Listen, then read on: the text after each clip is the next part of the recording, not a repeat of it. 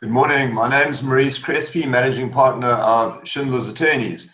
Schindler's Attorneys is a co-founder of COBRA, COBRA being a pro bono initiative. It was founded by Schindler's together with Engaged Business Turnaround and IQ Business. The idea behind COBRA is to have as many partners join COBRA with a view to assisting businesses in distress. So we now have over 55 partners who've joined, who've all pledged their assistance to businesses who come into the COBRA ecosystem. If you require assistance, all you have to do is send an email to info@cobra.org.za or just visit our website and you'll get assistance by way of the knowledge base that you'll find there. We also have previous webinars that are published there and other interesting information such as articles. Part of the pro bono assistance involves us meeting with you and your clients by way of Zoom meetings. If you want us to meet with your creditors or if you want us to meet with your employees, we're quite happy to do that, to mediate arrangements between them. As part of the service, we provide these webinars by our partners. Today, we're joined by Catherine Young and her panelists. Catherine is joined by Muhammad Nabil, Richard Dewing, and they'll be answering questions on how do we keep selling during these unfamiliar times. Catherine is an African entrepreneur with executive level experience across a number of businesses, including a successful corporate career, holding various senior and executive positions in companies including Deloitte, Chevron, and SAP Ariba. As the founder of Thinkroom, she is involved in entrepreneurial ecosystem developed across Africa and the UK, as well as acceleration programs through her co-ownership in Grindstone Accelerator. Catherine holds a BCom with specialization in marketing and a national diploma in procurement from the University of South Africa. Richard Dewing is an entrepreneur, investor, and CEO and co-founder of Dewing Holdings, the Dewing family office that focuses on investment and development of technology businesses with global market appeal. Richard has successfully launched and led businesses for nearly 20 years and has worked extensively in the field across the globe in both developed and developing countries from South America, the USA, across Europe, the Middle East, Asia, Pacific, Australia, and extensively across Africa. And Muhammad Nabil, for the past 4 years, Muhammad has served as the partner and startup strategy lead under Microsoft for Africa initiative, the tech giant's market and economic development program in Africa, which seeks to enhance affordable access to the internet, digital skills, and opportunities for cloud-based innovation. Muhammad has over 15 years experience in information communication technology, engineering, and business development. He holds a BSc in computer science, a master's in information systems, and a diploma in cognitive psychology. Prior to joining Microsoft in 2010, he worked as a senior analyst for companies including IBM and Google. Catherine, we have some other panelists. I'll hand over to you to make the introductions. But before I do that, let me mention we do have IQ Business panelists, and we also have Schindler's Attorneys panelists who are with us today. We have Emma Marseille from IQ Business, Renee Klopper, also from IQ Business, Gary Barachowitz from Schindler's Attorneys, and Adam Kraker, the CEO of IQ Business. We're privileged to have you today. Thank you, Adam. So over to you, Catherine. Fantastic. Thank you, Maurice. So it's lovely to be back. It's Monday morning, wherever we are in the world. I think it's a Monday almost. For those who hate Mondays, I don't think there's a better way to start a Monday than starting talking about sales. Absolutely right. So I'm just going to share my screen with you and just give me the thumbs up if you can see it. Okay, so we are good. So a very, very, very warm welcome to this section, and we're going to today really be talking. So last week we covered access to money in this time that is just so weird for all of us, and today we're going to really be talking about access to customers. So how do we keep selling during these weird times? Can we sell? Is selling going to be different for the rest of the foreseeable future, and how do we get around that? So the two guests that we are going to be speaking to later on the panel, both Muhammad and Richard, I have such incredible respect for them in terms of how their mind works, how they think creatively about go-to-market and about sales. And the work, a lot of the work that Thinkroom does is we focus a lot with businesses on getting them to market and working with corporates to get them to market. So I really am looking forward to that discussion. So allow me 5 minutes that I just want to put some thoughts down.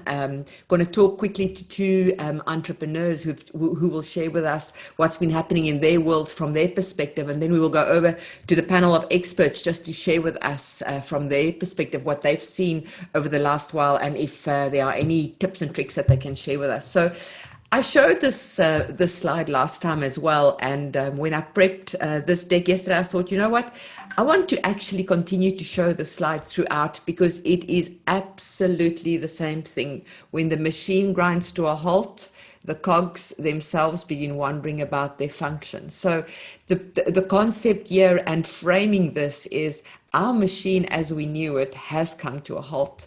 And I love this quote particularly because it just says so much. It says, so now we wonder about our function, what we do differently, how are we going to do it differently?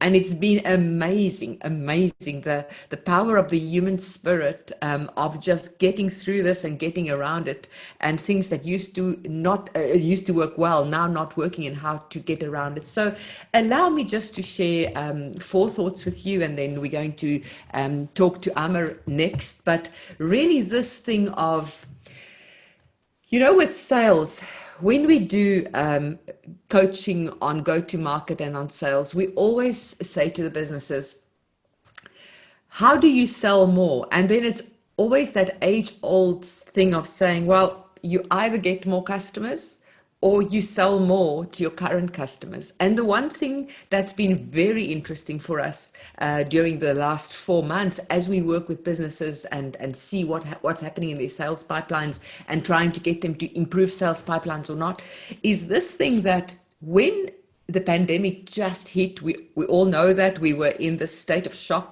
denial at first, and oh my goodness, what's next? And nobody was talking about buying or selling for a couple of weeks, just trying to get their heads around it. And then as we got over the shock and realized that we have to keep on keeping on, it really, the selling to new customers all of a sudden felt like it became even longer.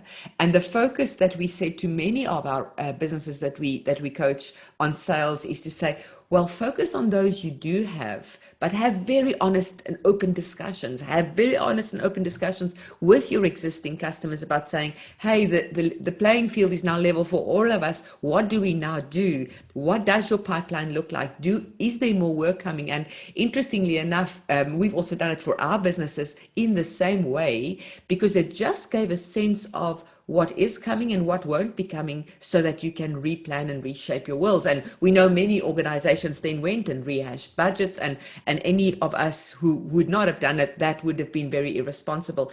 But this focus of how do you sell more, and I would love Richard and Muhammad to comment on this later, is we do find that getting new is a little bit longer now, but trying to sell to who you are, that has really been one of the focus areas. So how do you sell when people aren't buying is the next thing that we're getting a lot of at the moment. So even those who you have as current customers, or those who you're trying to sell onto that you have not before, how do you sell now when people aren't buying? And we've realized the other thing, we take almost every single business back to the value proposition and say, the why may have changed. The reason, the why the customer is buying from you now or will buy from you now will be different than what it was, because we know we've all just moved down Maslow's hierarchy of needs. And now many decisions maybe come from a place of fear, from a place of fear for losing his job, if it's somebody in a corporate that you're selling to, or fear for continuing the business, if it's a small business owner that needs to buy something. So that's the second point that we ask all the businesses that we work with. Have you considered the second point of they're not buying because they were just the pandemic hit and they had to get their heads around that? Now that we sort of gotten our heads around that, are you still addressing what they need? And have you considered that the way that you should be selling needs to change because their why has changed in some form or fashion? So that's the second point I wanted to leave you with. Now, the third one, how do you stay sticky? And we always have this, you know, the easiest customer is a happy customer. And a happy customer is only a happy customer if they get what they want at the same consistent quality continuously. I know some of my customers always say to us, if they come to Thinkroom for inputs or advice, they always get good input or advice. Not always what they like to hear, but that's just part of our value proposition and how we do things. But the point is, to stay sticky, you know what that sticky means in your organization. And the reality is, if it's the current customers who you may have, that you will have to continue to keep really in good order to just increase the selling more to current customer scenario, then it really means brilliant account management. It really means ensuring that your quality doesn't drop, that your service levels don't drop. Those are the things that are so important. And then lastly, just some tips and tricks, and we're going to be asking later on to the panelists on this, but some very, very simple tips and tricks in conclusion. Then I'm going to talk to Amar, that we've heard from a couple of people over the last while. So Will Green, he's our program director on our Grindstone Accelerator, as an example, gave us this amazing tip a couple of weeks ago on a call. And he said, you know what he's just literally done? He's taken his phone and he's literally just taken one or two, depending on whether you go through WhatsApp or whatever it is, or your address book or whatever, and just go and reach out to people you may not have spoken to for many moons, not in any other way or for any other reason, but to just make contact again, checking in with them to see if they're okay. And who knows if there could be an opportunity. So the contact is initially not a sell, but the contact is opening the door again on a door that was closed for a long time. So that's one tip. Literally just make contact with potential pipelines that you didn't, only because you were so busy with doing other stuff. Because the reality is, although our current pipeline is affected, we cannot stop building our new pipeline and continue to plan for the new pipeline that's ahead. And then the other tip or trick that we realize right now, companies are, especially when it comes to tech, they want to make sure before they buy and how they buy and what they do.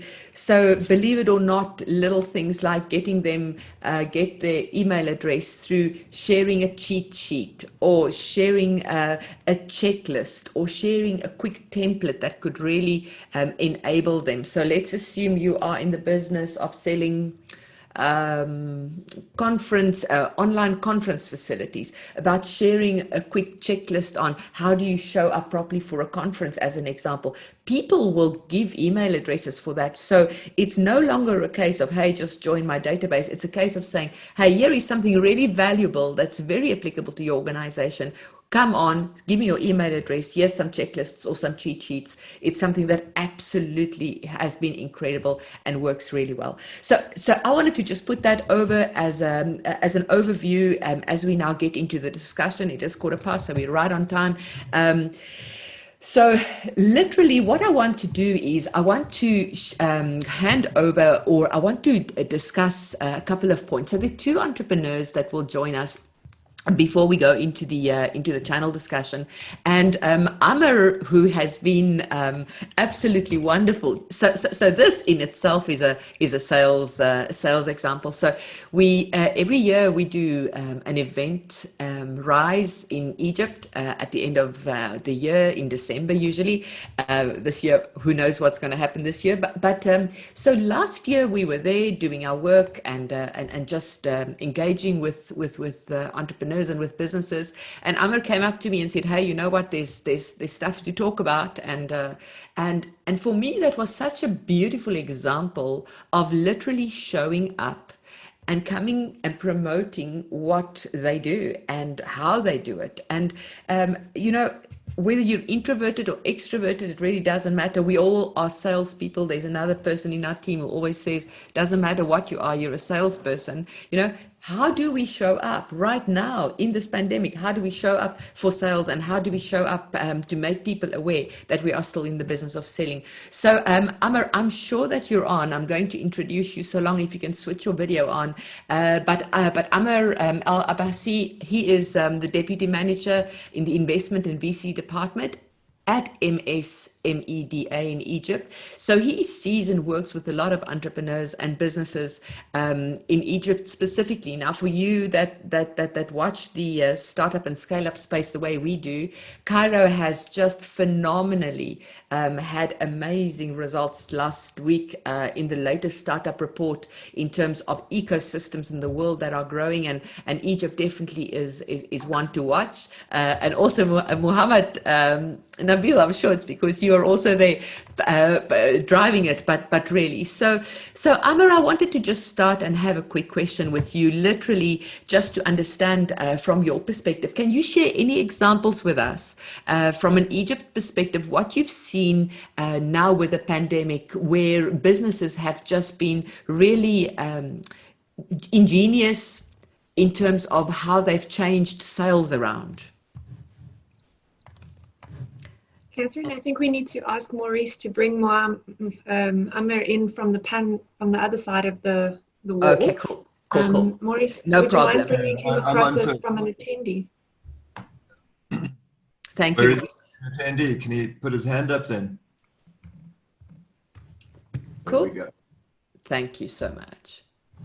So whilst we wait for that, we would love some questions, really from a Muhammad Nabil and a Richard Doing point of view. These are really some of the best, I truly mean that, in Africa when it comes to understanding sales strategy and understanding go-to-market strategy really well. So if you have any questions whatsoever, please drop them for us in the question box, because I want to, as much as you, learn from them today also. Okay, great. Amar, I can see you. So I'm hoping that you can hear me well. If you just want to share an example or two of what you've been seeing in your ecosystem in terms of sales and go-to-market, Amar.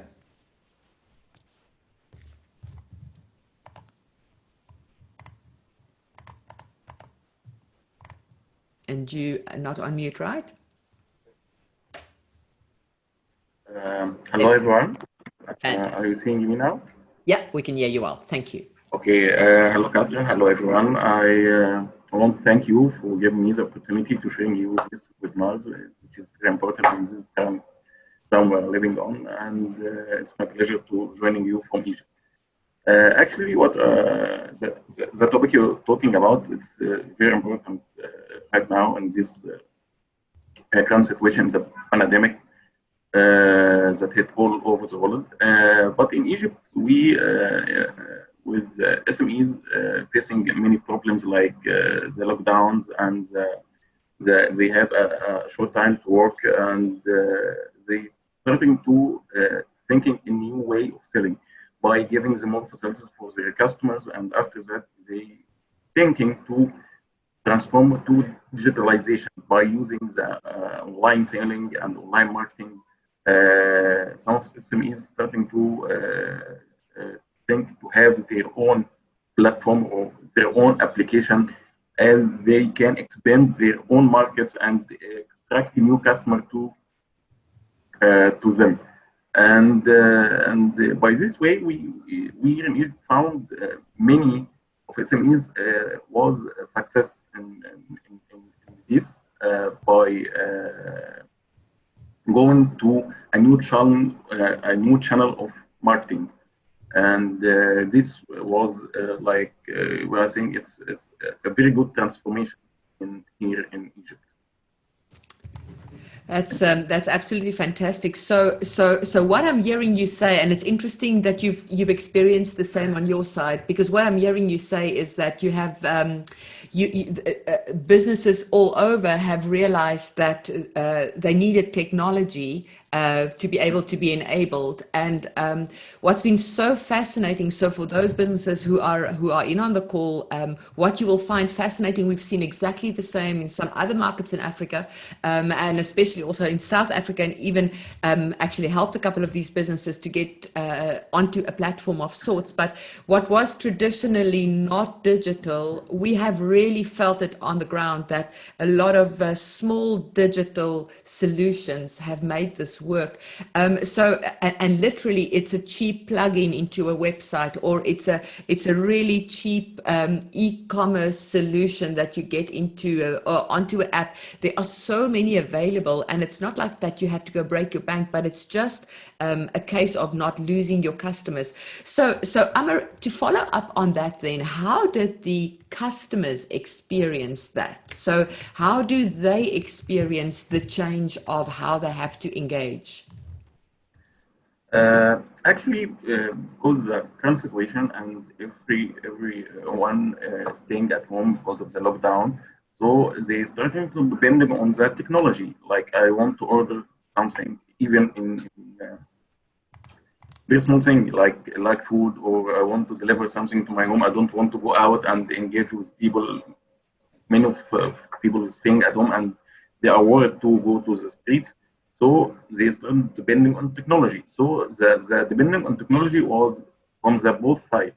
The SMEs found they have to depend on the technology, and on the other side, customers starting to depending on technology. Yeah. So the both sides meeting in some point. Yeah. Because there was a need, yeah. and there was a demand, and there was a supply. Fantastic. So for those who are in on the call currently, if you want to look at your organization, so depending on whether it's B2B or B2C, what we really have found very interesting is that many organizations, by adding a little piece of technology here and there, and we have some of the greatest COBRA partners who are also in technology, and some greatest technology partners on today, but really technology can help you in a big way. I'm on lockdown on the UK side. I live in a small village here.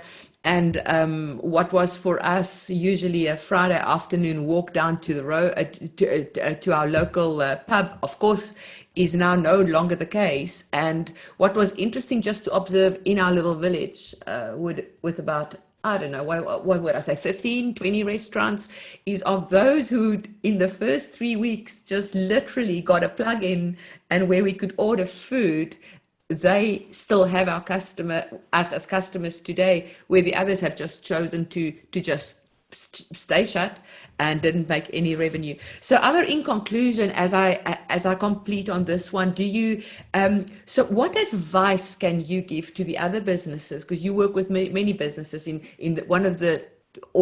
are in the fastest startup ecosystem in Africa currently. What advice can you give to businesses that are on today? The main advice is the time to go to the concept of digital transformation. You have to depending on the technology, whatever the concept of technology you will use, but this is very important. This is the time. It's not just because of the pandemic. It's important to your business. It's important you can expand your business. Whatever you are selling, you provide a service or products or whatever, but the technology for the next era, it's very important. You have to start now.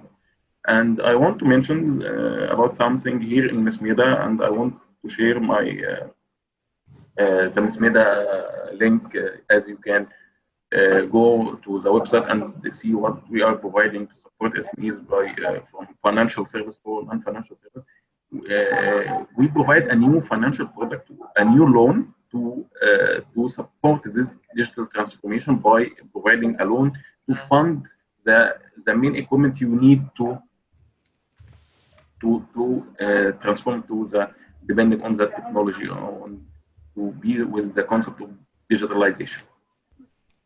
That is fascinating. I think that is very powerful. I think actually some countries can learn from that. So for those who may not have caught that, literally so SMEDA in Egypt, which is a support organization for entrepreneurs, have actually gone and said a part of the funding bit is to provide loans to get digital. And to get the businesses going that way. It's absolutely fascinating, Amr. We will post your information at the end of the chat in any case if somebody wants to follow up with you a little bit more on that. And thank you for joining the call. We really wanted to get a perspective from the fastest growing ecosystem in Africa at the moment, because I know that there are just amazing things that you do that we can learn from. So thank you very, very much for that. I appreciate it. Thank you, Catherine. Thank you. Okay, so thank you. So we're now going to go over to the panel. I just want to introduce them. Muhammad and Richard, if you can just start switching your videos on. But really, I want to just set this with the following. There's some Gartner research that was done lately. And for those of you who know the work that we're in, as Thinkroom, we work with startup and scale-up ecosystems around Africa.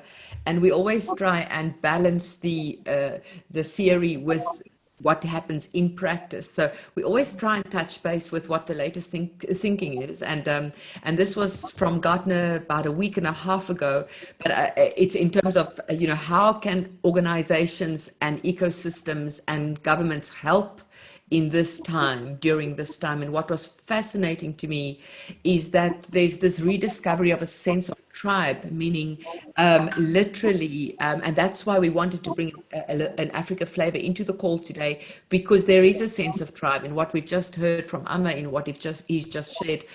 Literally, as they come in, we've got to learn from each other, and that those learning communities are important. And what COBRA does, so please, for those on the call, if you don't know, there's a whole knowledge framework that you can go and get some good knowledge. So the sense of tribe is there.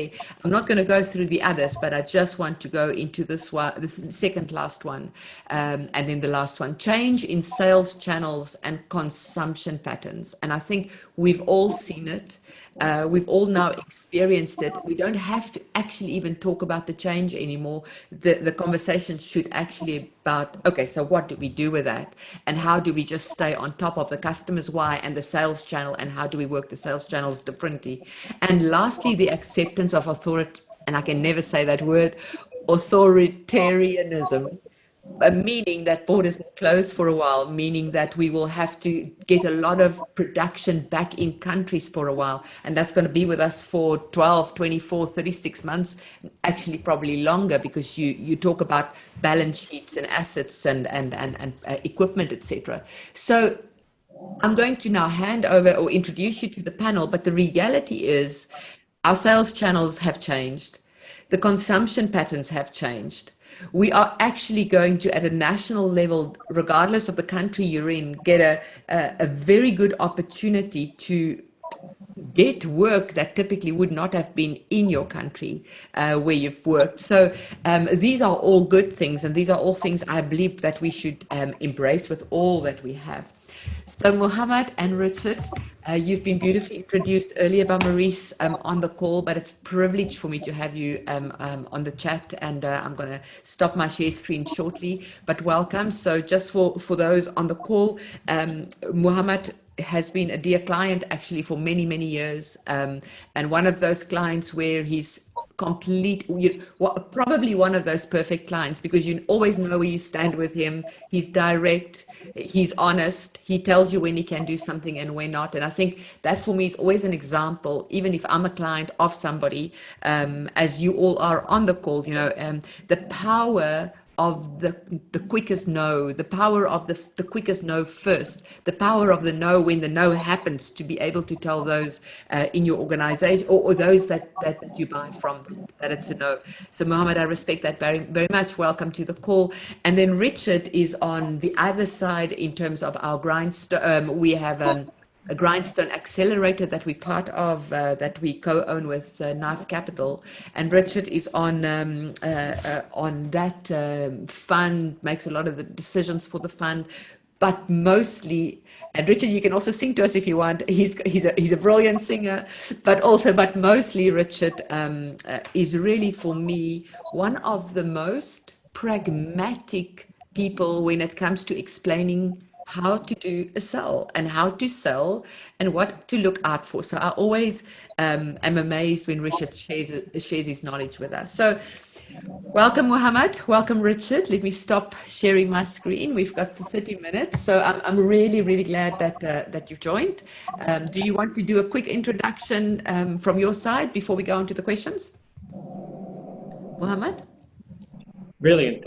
Thanks, Catherine, for having me, and thanks for the forum. I think we have been working together for quite some time, and for the sake of the audience, I'm really passionate about helping businesses across Africa. That's the mission of Microsoft worldwide, is empowering everyone and every organization. So we have a specific mission around Africa. So we have been working on business development for quite some time, and it's simply the component around how to make businesses thrive and how to making businesses survive, specifically in the current timeline. So I'm very happy with this conversation, very happy with pulling the people together. And one of my favorite mottos that I always use every time is "takes a village to raise a child." So that's the power of the ecosystem that we need to continue investing in and continue building together. So happy to answer the question and happy to contribute.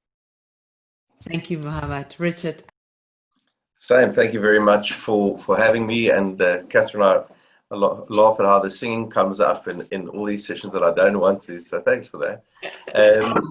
Yes, look, my experience has been, I still am obviously on the venture capital side today, but I am very much involved in selling and running our own businesses as well. And sales is something that you always do. So it doesn't matter whether what your role is. I agree. You made the comment earlier.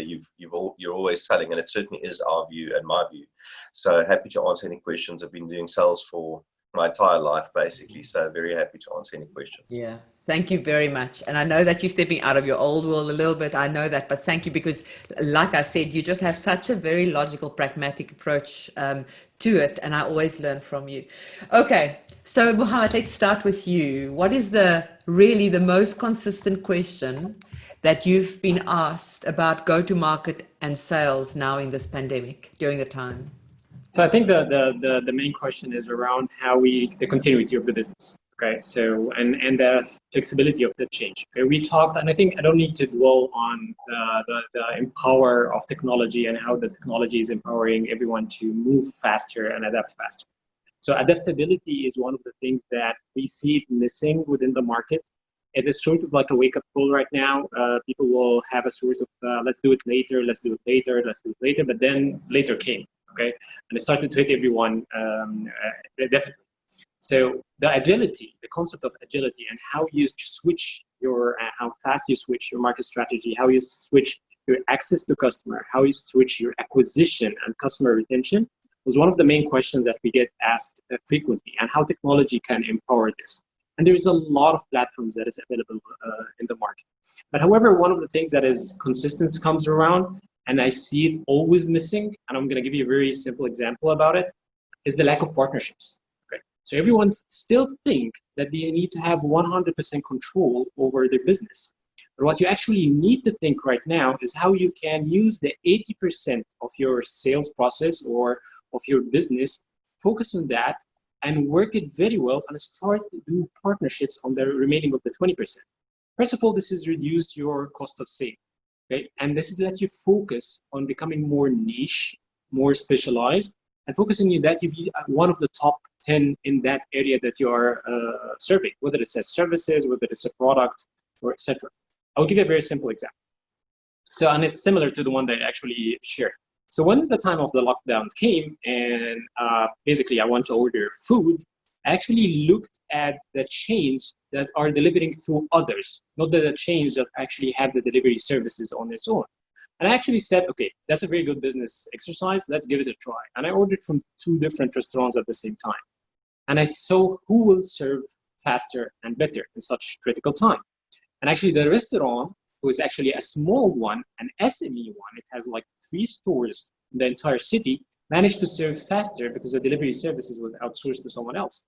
However, one of the worldwide fastest chains that is available everywhere took them 2.5 hours to deliver because they are relying on their own mechanism, and their current mechanism is not coping. They are not a delivery company. They are a food and beverage company. So if they had focused on this service, mastered this service, invested in this service, like doing the digital transformation and making an e-commerce for it, and outsource the delivery to other people who are actually in return will focus on it. So the concept of partnership is one that is actually now became more prominent than ever, became more important than ever, and everyone needs to focus on how can I reduce my cost of sales while maintaining my focus of what is OPEX I'm spending on the quality of the services that I'm really, really specialized at. This is one of the key things that I have been hearing repeatedly missing from the radar. People are not looking at it, and it's a sort of a blind side for them. I absolutely love that advice. Muhammad, and it's about that focus. And interestingly enough, I think it was last week on a panel, one of the panelists said, he's so concerned about this thing of pivoting if it's not focused, and you've just reconfirmed that. Of course, you have to get very specialized, and if you focus, you'll get it right. Thank you, Muhammad. Richard, over to you. What are the most questions experienced from your side over the last while in terms of the pandemic for sales and go to market?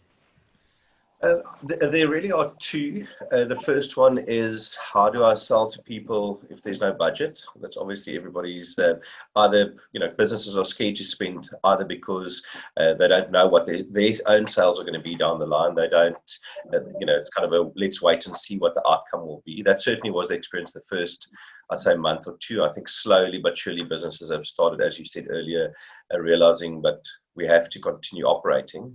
But that certainly is the one. How do we operate in a world where budgets are constrained? And I think we've only seen the start of it. I think there's going to be a lot more of that happening as businesses feel the impact. Certainly, what we're seeing in South Africa, but I think it's true for everywhere, is that as the knock-on effect of this takes place over the next couple of months, this is going to become more relevant.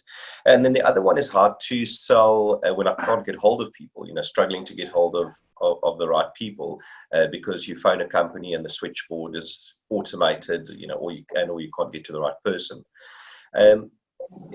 It's interesting, Mohammed, you made the comment, and I agree with you, this concept of focus.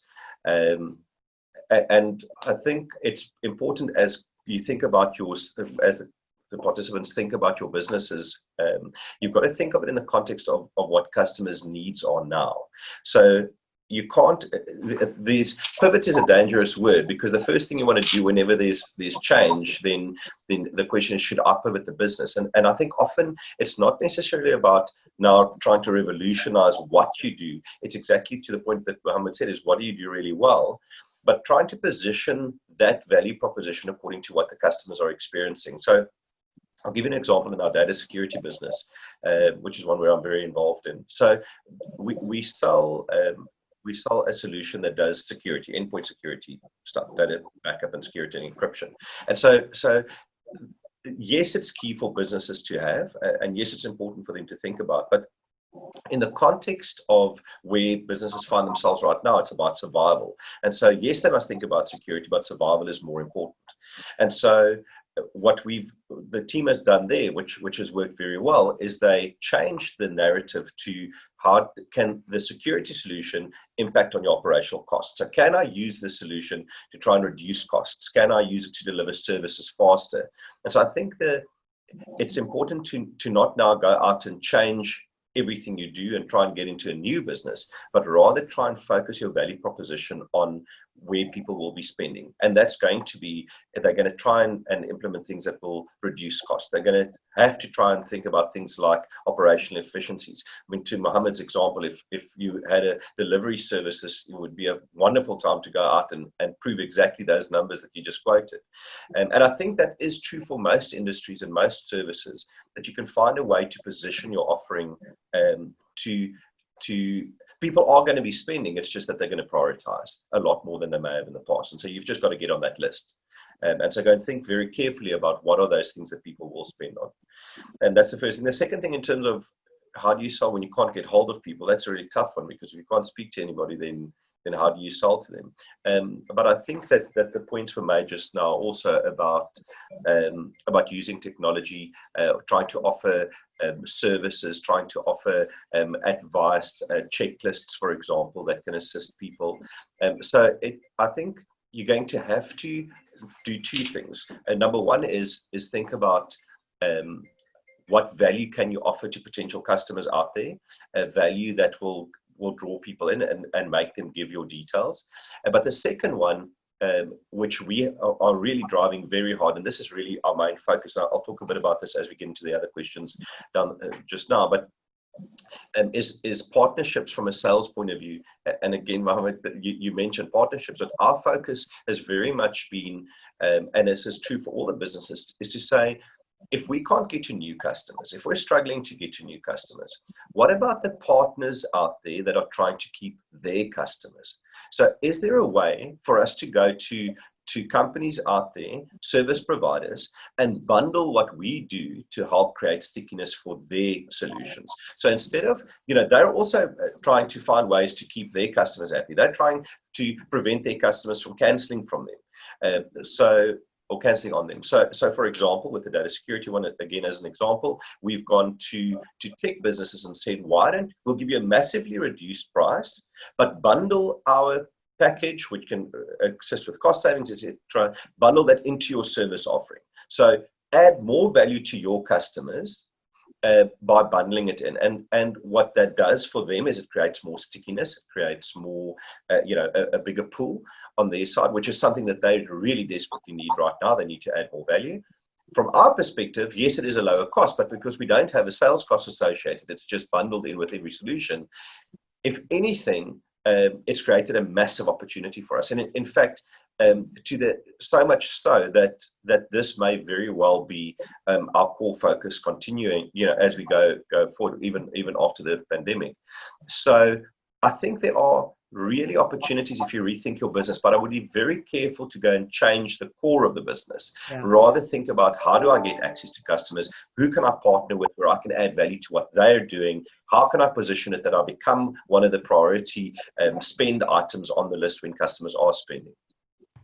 That is absolutely powerful. So what I'm getting out of that, Richard, is that the customers would want to reduce costs. So operational expenses so go and find those solutions in a way that you can tweak them, not change your whole business, that could help them save costs. And the second one that you've given is powerful. So how can you go and find and buddy up with another business, partner with another business, and where your solution helps them keep their customers, and you have the reduced cost of sales on that side. I love that.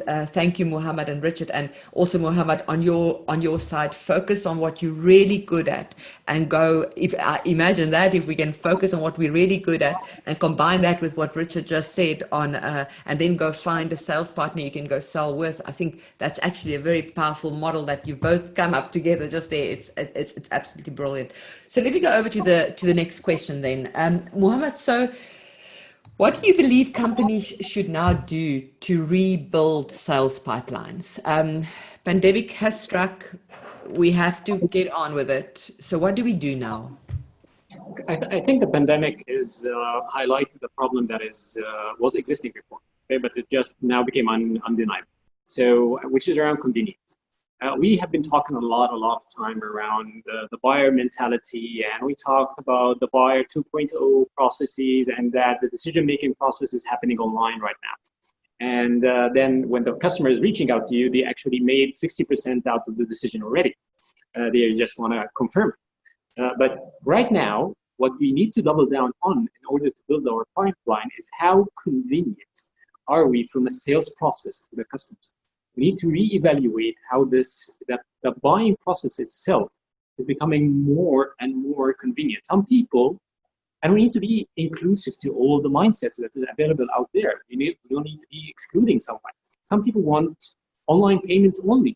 You don't want to exchange cash. You need to be inclusive for those. You need to think how I'm going to be convenient for those folks. Some others will require faster delivery or a secure delivery or any sort of other services that should be available. We need to rethink convenience right now. I will give you a very simple example. So Microsoft just last week announced that we are shutting down all Microsoft stores worldwide. Okay, and people said, "Wow, that's that Microsoft got a hit." Actually, that's the opposite. We actually have seen business growing in the digital more than is happening on the store. So we are optimizing because now it's becoming more convenient for our customers to go through the digital.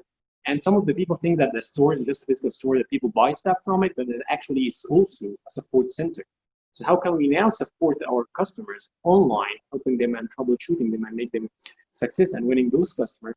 That is around reinventing your process with that in a sort of a smooth sine wave. Okay, you don't need to say, okay, I'm going to hit a pause, I'm going to reshuffle, reprioritize, and then attack it. No, you actually take it a customer as a slide and you learn from each customer what worked well with you in this sales process, and you hear from them. You will understand that he gives you what worked for him as a person, and collect those information and make your own knowledge bank, because now you are more appealing to the customers, and you tweak it with the next customer, tweak it with the next customer. Then you will have your recipe that how you reinvent your sales process so it can become more convenient. That's the key thing, and that's what will help you starting generating your pipeline, because when you are convenient, people will reach out to you faster. I'm not going to talk about how you should utilize the digital presence and all of those. You are expert in that field, and you are much better in position to talk about it. But how you are being positioned online, coupled it with how convenient you are, that's a killer recipe. I absolutely love that. And Muhammad, can you just give us your thought on, regardless of whether you're a tech business or not, we're not saying you have to be a tech business. We say tech will enable whatever business you have. That's what you're saying. Yeah, definitely. We actually talk to our customers since 5 years ago, okay? And we try to, as I told you, and as we talked before, the AI is coming, and I get the constant question, how will AI put us out of business? And I say the blunt truth. I don't sugarcoat it. Yes, any technology, any new technology, not AI, will put you out of business if you are not transforming, if you're not adapting. Okay? You will become a fossil for that. Okay? So you need to move forward by that time. So technology is an enabler for you. And every organization right now is a tech company in a way or another.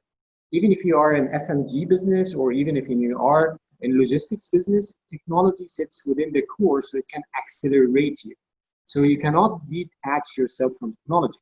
And right now, the beauty of the thing right now is that there has been a wake-up call for majority of the giants out there, that we need to have an intentional focus around SMEs. We have seen announcements coming out from Facebook in the past period, announcements coming out from Google, acquisitions from Amazon around that is, if you read the line of sight, you know that they want to empower more SMEs and grab more SMEs online. Our partners in the African region, we are focusing with those who actually can have the multiplier effect, and because those who will create and empower other partners and other partners and other partners. So the reason is that you need to narrow it down and think of, if I'm even having a supermarket, a tiny supermarket, or a convenience store right around the corner, just think what you can do with WhatsApp, what you can do with Facebook, what you can do with the things that is available just publicly that you can use it right away without zero cost, and how can you digitize your business so you can be convenient for the folks around you, for your current customers. Fantastic, Muhammad. I absolutely love that. So for those on the call, I think that's brilliant advice around if you have not yet thought of digitally transforming your business, and we 4 or 5 months in, you have to give it a really hard think. And this is really speaking from one business owner to the others on the call. I think we'll be irresponsible if we don't. And Muhammad, you started this by saying, it forced us. We were lackadaisical and not as quick, but this really forced us into it, which is a good thing. Richard, from your point of view, really, what's your response on this one? I'm going to talk specifically about the B2B space because it's where I spend most of my time. So, as you would have heard, Catherine, in any of the discussion I ever have, I believe that sales is a very structured approach and should be a structured approach.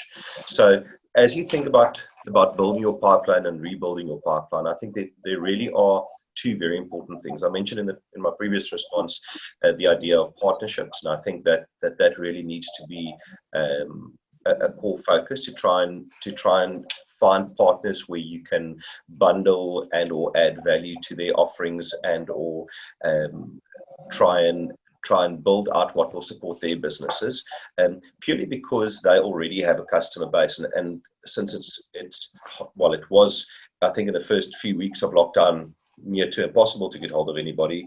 I think that is changing. People are now, we're all kind of used to this world, so it is opening up. But I think being able to speak to partners that have current customer bases can give you access to a large customer base if you manage to position yourself correctly. What is obviously important is these guys themselves are all thinking about what's core to their businesses. So you're going to have to go and look at, it can't just be a shotgun approach. And when it comes to partnerships, you're going to have to be very specific. So, I think everyone's got to do your research properly and think very specifically about how you can add value. And then when you approach them, to position it from the word go, not, hi, I'm here to sell you X, but rather, we see an opportunity within your product suite. This is where we believe we can add value to what you're doing, and it can help you increase stickiness or customer retention or, increase margins or revenue spend from customers, whatever it may be. So I think that's the one important thing. And the one, certainly for the tech businesses, but I suppose I say tech businesses, but it's relevant for most industries. And if you have something that you can sell globally, the one benefit of this is you can obviously target partners anywhere. So one of our strategies in the early days of the lockdown was, let's choose countries that are already further down the lockdown cycle than we are. So let's look for territories that are opening up. Let's look for partners that are operating in those territories. So that would be my first comment. The second one is the reality is that if you're in B2B sales, customers are opening up, and I said it in my previous response also, that you're just going to have to find where on the priority ladder you sit. But this is very much, it's actually, and Muhammad, kind of, you said just now, it's true for, I think, so much of this, that this pandemic has just highlighted a lot of things that already exist. So yes, there's lockdown, yes, there's pandemic, but if it's not this, then it's a financial crash. If it's not a financial crash, then it's a, some political situation. If it's not that, there's always a reason, there's always something happening. So you've just got to take it in your stride. And I think taking a very structured approach is really key. So having a list of the companies you want to target. I mean, obviously you've got to double that up with inbound lead generation. So you've got to have a strategy for marketing that customers come to you. Which is in support of what Muhammad just said, in making your process really easy.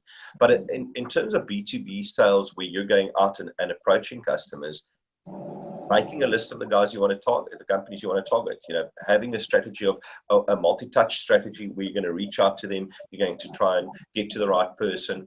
I mean, it is literally a structured approach where you try and communicate value to them, have multiple touch points, reach out by email, calls, direct targeted advertising, whatever it may be. But it needs to be very, very structured. And I think the mistake people make is that you kind of get into the office in the morning and think, okay, who can I try and sell to now? It doesn't work. You've got to have a list, work through that list, have a plan. What are your multiple touch points? You probably have to have a mail, then a call, then another 2 mails with some value that you're communicating to them, another couple of calls. And if you by call 10 or 12 or step 10 or 12 don't get hold of them, then maybe you target somebody else in the organization and then drop some more value to them a week later. And most of these things, we call them sequences. Most of these sequences you can set up in a system like HubSpot, and there are many systems out there that allows you to do it. So you can actually automate and track a lot of this. So if you're going to have a list, have a sequence of how you're going to target your customers, and then take a targeted approach to this. That's something that can scale, because as you get it right and as you refine it, and I also really like what Muhammad said earlier, is you listen to what customers say. You go through this a couple of times. We've just had the experience in another business where we're targeting a very specific client, type of client, very large transactions, and we realized last week we were speaking to one customer, and we had used an example in our sales deck that showed a licensing model that comes into over $200 million. Now, we're actually not trying to do a sale at that. We're trying to do a sale at many multiples smaller. And what we realized in a discussion with a customer last week, they said to us at some point, sure, it probably is just too big for us, so thank you, we're not interested. And we backtracked completely and said, no, we're actually, the number is about here. And we realized that one of the reasons a lot of people have been saying no to us is because we've been pitching the number, we've been setting that psychological number too high. So change the pitch deck. Now, we think we know what we're doing. I'm involved in this myself, and we thought we were, make them think very big and then give them a really good deal, and that's a really good positioning. And it turns out it's been a terrible mistake. So, but it's because you have to listen to every customer. So create your lists, be very specific in who you want to target, who in the organization, have a step-by-step sequence plan, and then track very carefully what your performance is, and then just work really hard at it. And then as you see success, then you start scaling resources towards it. And I like that last point, particularly as you start seeing the success, you scale the resources, and we have said this to so many businesses as well. It's that extra grit that we have to put in because we have to make the success come through first. I absolutely love that. So Muhammad and Richard, we won't cover the third one because we're almost out of time. There are 2 questions in the chat that I'm going to come back to you on. I want to go over to just one example. Jake's going to spend 90 seconds with us, a business out of the UK, craft whiskey business, and I wanted to just him share with us what he's done literally to get through this time now, because it has been different. Jake, so over to you. Morning, everybody. Thank you so much for having me. As Catherine said, yes, I own a company called the Whiskey Baron, which is essentially a whiskey investment and marketing company based here in the UK. There are 2 sides of the business. The front end of the business, like most whiskey companies, is we have lots of bottles. We sell them through shops and online. So as soon as this all kicked off with coronavirus, obviously the shops stopped buying, and we immediately had to figure out what we were going to do, not only to move our stock, but to continue growing the brand.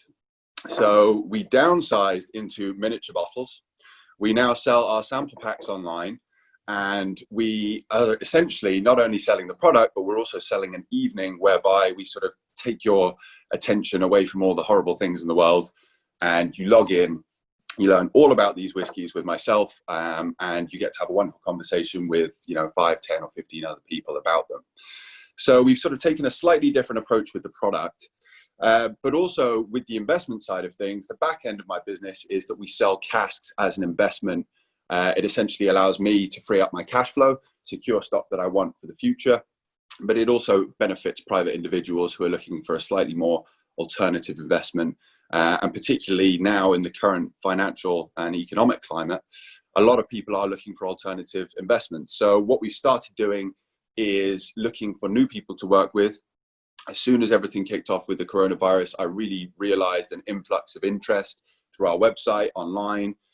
We are just about to launch a podcast on investing in whiskey so that we can really open up all the pitfalls to private individuals and essentially explain the market. if you don't know it, it is quite a niche market. So we're just trying to get as much information out there as possible in the hope that obviously once we do, people will learn to trust us, recognize us, and eventually hopefully come back to us.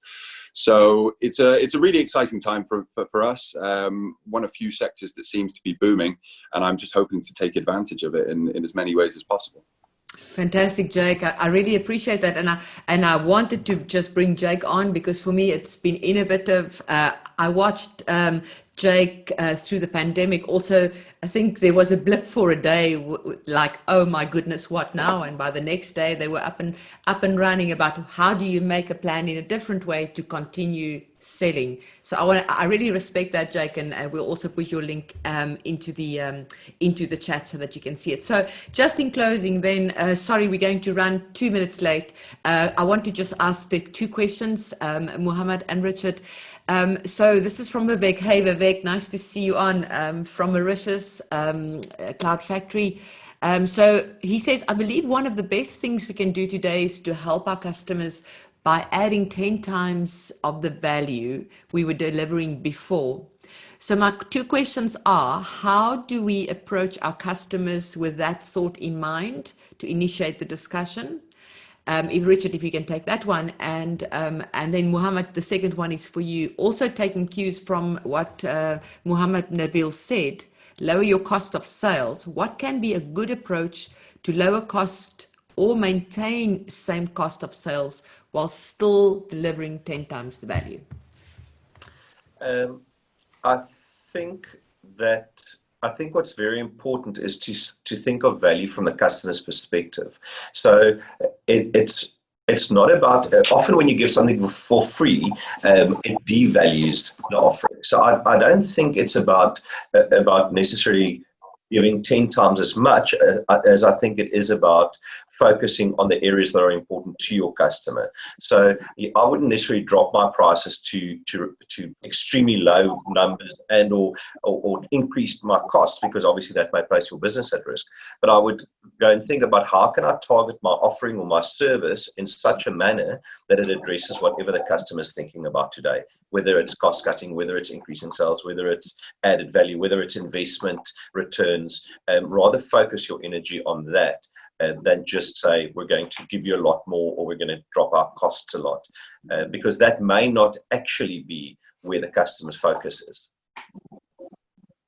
Fantastic. Thank you. Thank you. Muhammad. I think, Catherine, in a nutshell, and thanks, Vivek, for the question. I think you need to look at it not 10x, but you need to look at it from the holistic sort of a value proposition. Look at the entire value chain that you're providing. Is very well rounded or not? Doesn't need to be the 10 of what you have been delivered before, because first of all, you're setting a precedent, and then you need to follow through it later on. And you need to think, will you be able to sustain the business from an impact or from OpEx perspective that you are now delivering the 10 value. So look at it from a holistic perspective. But going back to the main question, which is how can I cut the cost of sale? And it's around optimization. And optimization is around adaptability, which is I referred to it before, and you need to listen to what works with your customer. What works with the first, what works with the second, and then you plug it in with the sales process, as Richard mentioned. And you need to cut down from the things that you see right now has been redundant. And things that are happening right now already, utilities bills. That is, all of the companies are, most of them, saving on right now. How can you reposition those and plug it in within your sales process? And this will help you in reducing your overall cost. Now, because you are moving in digital and you're moving within partnerships and focusing on prime pillars, that also should help you reduce your overall sales cost as well. Absolutely love that. So, so digital is cheaper. We have experienced it. So, and it's about the value all up. Richard, Muhammad, thank you so very much for coming. Really appreciate it. Thanks for everybody who attended the call.